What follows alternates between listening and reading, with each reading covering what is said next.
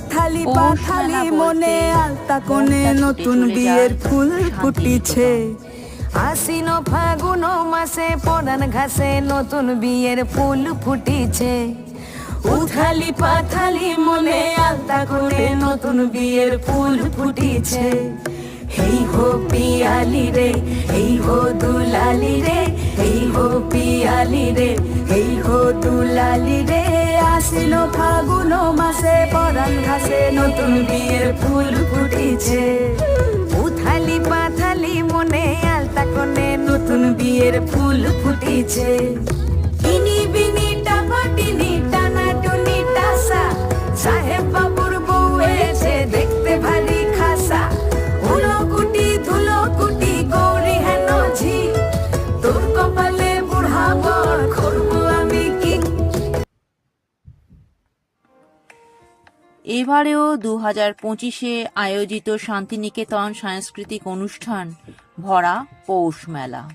2025 এই সালেই 23শে ডিসেম্বর থেকে 28শে ডিসেম্বর পর্যন্ত আছে, মানে 7ই পৌষ থেকে শুরু হয়ে গেছে এই মেলা। বিশ্বভারতী ও শান্তিনিকেতনের ট্রাস্টের উদ্যোগে পূর্বপল্লী মাঠে অনুষ্ঠিত হচ্ছে।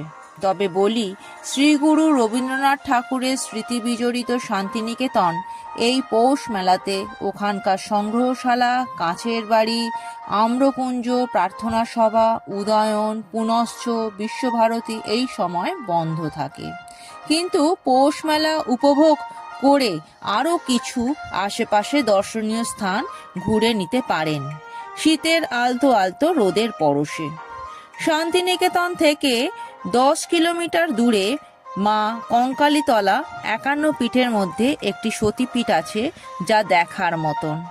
তাছাড়া শান্তিনিকেতন থেকে 3 কিলোমিটার দূরে রায়পুর রাজবাড়ি, যা লর্ড সিনহা রাজবাড়ি নামেও পরিচিত। সত্যেন্দ্র প্রসন্ন সিনহা ছিলেন এখানকার ওনার।